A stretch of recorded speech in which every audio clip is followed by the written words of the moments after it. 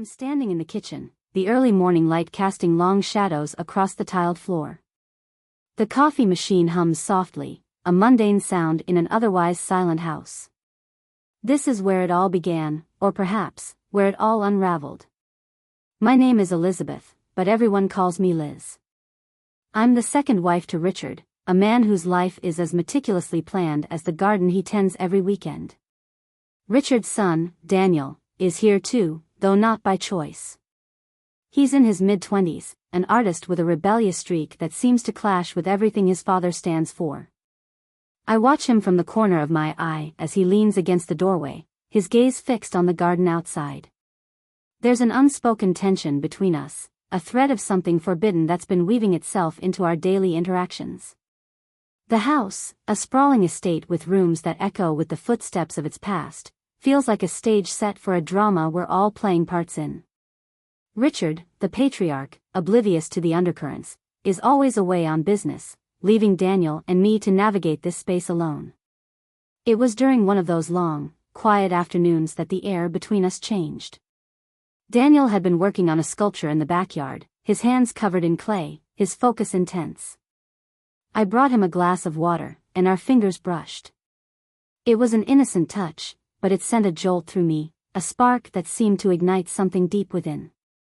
Since then, our interactions have been laced with a new kind of electricity.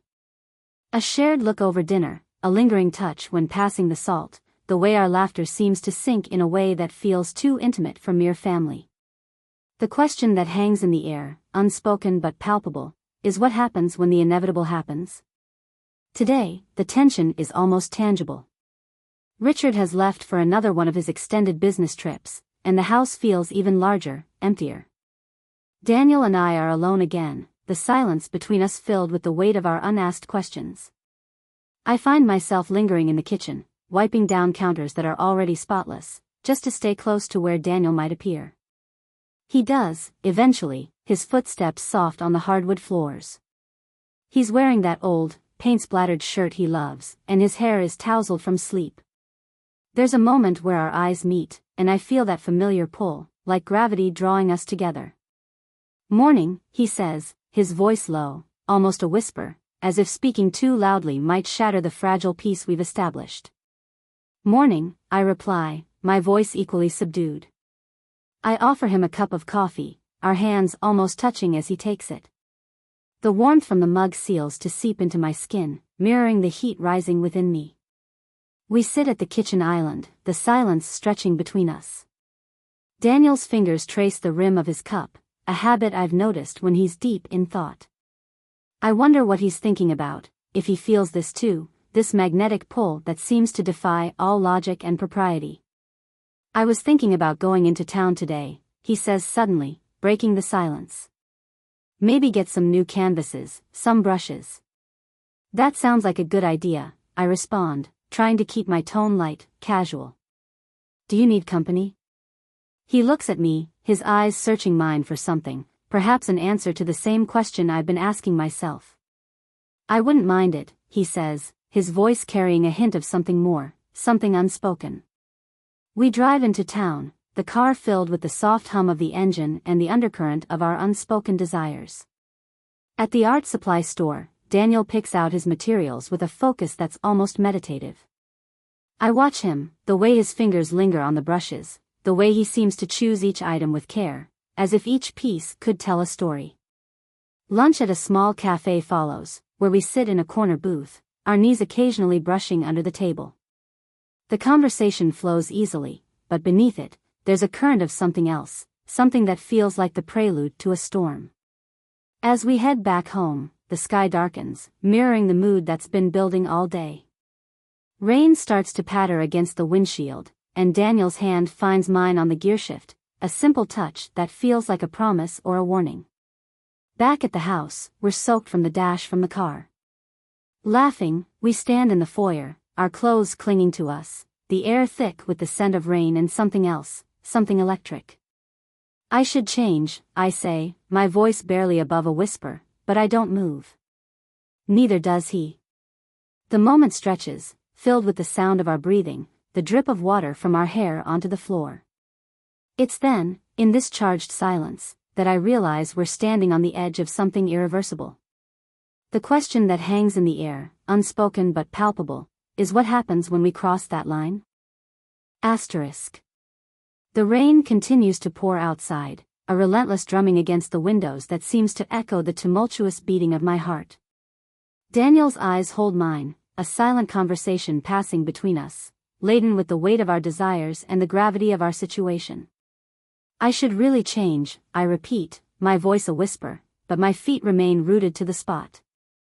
The tension between us is palpable, like a physical entity that fills the room, pushing us closer even as we stand still. Daniel takes a step forward, closing the distance between us.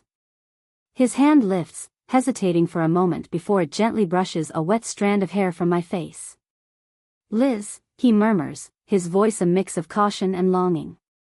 I can feel the warmth of his breath, the closeness of his body, and it sends a shiver down my spine, not from the cold, but from the intensity of the moment. My mind races, torn between the thrill of this forbidden closeness and the looming shadow of betrayal. "We shouldn't," I manage to say, though my body leans into his touch, betraying my words.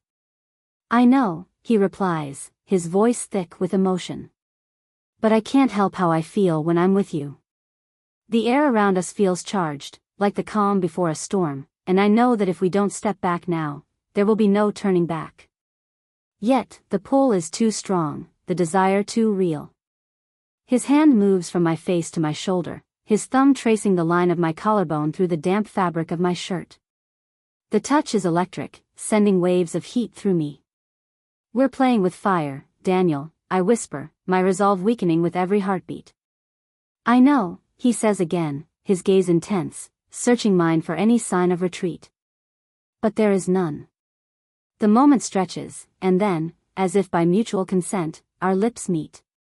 It's not a kiss of passion, but one of exploration, tentative and filled with the weight of our guilt and longing. It's a kiss that speaks of all the unspoken words, the suppressed desires, and the fear of what this means for our future. We pull apart, the reality of what just happened crashing down around us. The silence that follows is deafening, filled with the sound of our heavy breathing and the relentless rain outside. I need to think," I say, stepping back, my hand covering my mouth as if to hold in the words I've already let escape. Daniel nods, his expression a mix of regret and something else, something that looks dangerously like hope.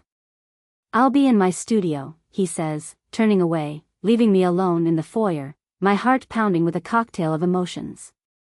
I retreat to my room, the weight of our kiss heavy on my lips. The house feels different now, charged with a new kind of energy, one that's both exhilarating and terrifying. I change out of my wet clothes, each movement mechanical, my mind replaying the moment over and over. The rest of the day passes in a blur. I avoid Daniel, staying in my room, pretending to read, but really, I'm lost in thought, grappling with the implications of what we've done. The house, once a sanctuary, now feels like a cage, trapping us in our own desires and fears. Dinner is a quiet affair.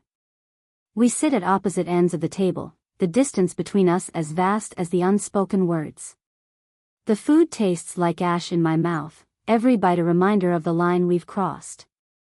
After dinner, I find myself in the garden, the place where Richard finds solace, where he plans his life with precision. The irony isn't lost on me. Here I am, in the heart of his world, contemplating the destruction of everything he holds dear. Daniel joins me, his presence like a shadow. "Liz," he starts, his voice low, "we need to talk about this." I turn to face him, the night air cool against my flushed skin. "I know," I reply, my voice steady despite the storm inside me. "But what is there to say? We've already said too much with our actions." He steps closer, his eyes searching mine. "I don't want to hurt anyone, least of all you. But I can't ignore what I feel." The honesty in his words, the vulnerability, it's disarming. "And what about Richard?" I ask, the name of my husband hanging between us like a specter. Daniel looks away, his jaw tight. "I don't know," he admits. "But I know I can't pretend anymore." The garden, with its meticulously cared-for plants, seems to watch us, a silent witness to our confession. The night deepens, and with it, the complexity of our situation. Asterisk. The night air is thick with the scent of jasmine, the garden's perfume heavy and intoxicating. Daniel's confession hangs between us, a tangible thing that seems to grow with each passing second. I can hear the distant hum of the city, a reminder of the world outside this bubble of chaos we've created. We can't just ignore this, Liz, Daniel continues, his voice a low rumble, filled with a mix of determination and despair. What happened? It's not just a fleeting moment. It's something more. I look at him, the moonlight casting shadows across his face, making his features both familiar and alien. More? I echo, my voice barely above a whisper. What does more even mean for us, Daniel? He steps closer, the space between us charged with the electricity of our earlier touch. I don't know, he admits, his eyes searching mine. But I know I want to find out. I want to explore this, whatever it is, with you. The gravity of his words pulls at me, a part of me yearning to dive into the unknown with him, while another part recoils at the betrayal it would entail. And what about Richard? I ask again, my voice steadier now, though my heart races. He's your father, Daniel. Our lives are intertwined with his. Daniel's gaze drops to the ground, his hands clenching and unclenching at his sides. I've thought about that, he says, his voice strained. I've thought about it every moment since we kissed. But, Liz, when I'm with you, everything else fades away. It's just us, and it feels right. The word right hangs in the air, a stark contrast to the wrongness of our situation. I take a step back, needing space to think, to breathe. This isn't just about us, Daniel. It's about the family, the trust, the vows I made. We're talking about breaking hearts, not just bending rules. He looks up, his eyes now fierce with a resolve I hadn't seen before. I know what it means, Liz. I'm not naive. But I also know that life isn't always about following the script. Sometimes, you have to write your own. The metaphor isn't lost on me, the irony of a writer caught in a narrative she can't control. And if we write this story, I say, my voice cracking with emotion, what's the ending? What happens when Richard finds out? When the world knows? Daniel reaches out, his hand hovering near mine, not quite touching. I don't have all the answers, Liz. But I know I want to face whatever comes next with you. The silence stretches, filled with the weight of our choices. I feel the cool night air against my skin, a stark contrast to the heat of our earlier encounter. The garden, with its carefully curated beauty, seems to mock us with its order and predictability. I can't just walk away from this, Daniel says, his voice breaking the quiet. Not now, not after what we've shared. I look at him, really look at him, seeing the conflict etched into his features. But what about Richard? I repeat, the question now a plea for some semblance of clarity. Daniel's expression hardens, a resolve settling over him. I'll tell him, he says, his voice firm. I'll tell him everything. It's the only way forward, Liz. We can't keep living this lie. The words hit me like a physical blow. The thought of Richard's face, the pain in his eyes when he learns of our betrayal, it's almost too much to bear. And what if he leaves? I ask, my voice barely a whisper. What if he takes everything away? Then we'll face it together, Daniel replies, his hand finally touching mine, a gesture of solidarity. I'm not asking you to choose between us, Liz. I'm asking you to choose us, together, whatever that means. The enormity of his proposal, the idea of facing Richard, of potentially losing everything we've built, it's overwhelming. Yet, there's a part of me that feels a strange relief at the prospect of honesty, of no longer hiding in the shadows of our own making. I need time, I say, pulling my hand away gently, not in rejection but in the need for space to process. I need to think about this, about what it means for all of us. Daniel nods, understanding in his eyes. Take all the time you need. But know this, Liz, I'm here. I'm not going anywhere. As he turns to leave, I'm left alone in the garden, the night enveloping me like a cloak. The scent of jasmine, once sweet, now feels suffocating. I sit on the bench, the cool stone beneath me grounding me as I grapple with the decision before me. The night deepens, and with it, my resolve. I know what I must do, not just for Daniel or for myself, but for Richard, for the integrity of our family, however fractured it might become. The next morning, the house is quiet, the air still thick with the aftermath of our confessions. I find Richard in his study, his back to the door, engrossed in his work. My heart pounds as I step inside, the weight of my decision heavy in my chest. He turns, his eyes meeting mine, and in that moment, I see the man I married, the man I promised to love and honor. Richard, I begin, my voice trembling, we need to talk. He sets down his pen, his expression shifting from concentration to concern. What is it, Liz? I take a deep breath, the words I've rehearsed in my mind now feeling inadequate. It's about Daniel, and me. Richard's face hardens, a flicker of understanding passing through his eyes. What about you and Daniel? The room feels smaller, the walls closing in as I gather my courage. We've crossed a line, Richard. I'm so sorry. Silence envelopes us, thick and suffocating. Richard's gaze drops to the floor, his hands clenching into fists. When he looks up, his eyes are a storm of emotions, anger, betrayal, hurt. How could you? His voice is low, almost a whisper, but it carries the weight of a shout. I step closer, the need to explain, to make him understand, overwhelming me. It wasn't planned, Richard. It just happened. We didn't mean for it to go this far. He stands abruptly, his chair scraping against the floor. Far? Liz, this isn't just far. This is a betrayal of everything we've built together. Tears blur my vision as I reach out, but he recoils from my touch. I know, and I'm sorry. I never wanted to hurt you. But we can't undo what's been done. We need to figure out how to move forward. Richard paces, his movements sharp, his mind visibly racing. Move forward? How can we move forward from this? Trust is shattered, Liz. How do you rebuild that? The truth of his words stings, but I press on.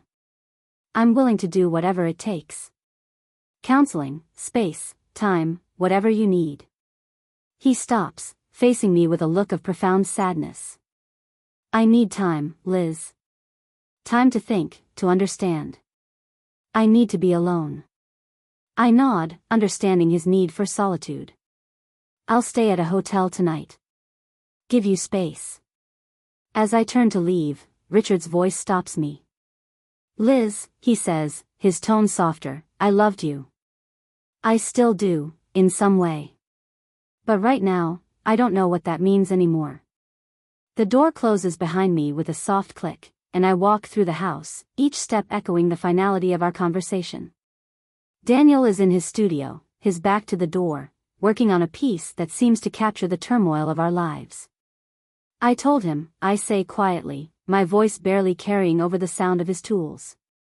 Daniel turns, his face a mask of worry and regret. How did he take it?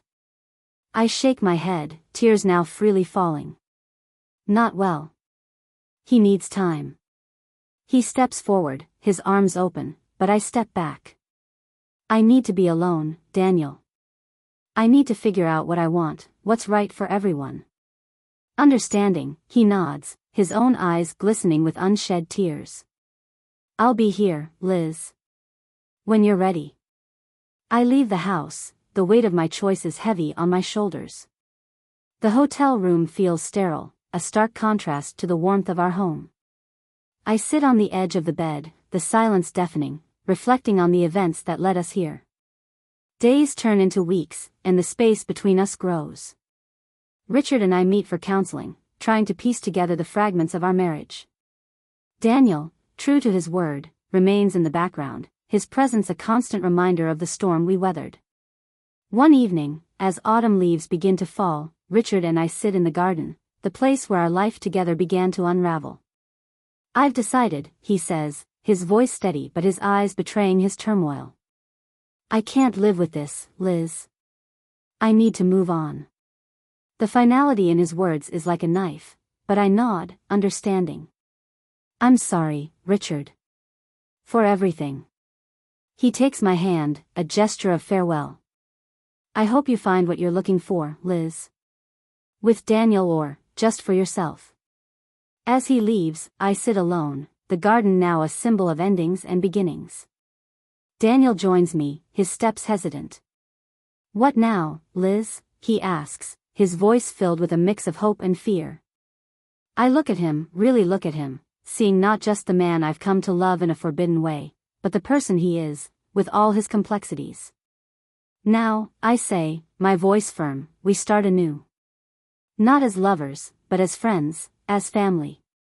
We owe it to Richard, to ourselves, to make something good out of this mess. Daniel sits beside me, our shoulders touching, a connection that feels different now, grounded in honesty and a shared resolve to heal. I can live with that, he says, his voice carrying a note of acceptance. We sit in silence, watching the last light of day fade, the air filled with the promise of a new chapter, one where the lines we crossed might serve as lessons, not just as scars. Asterisk. Don't forget to subscribe, like, and comment if you enjoyed this story. This will help us create more engaging stories for you.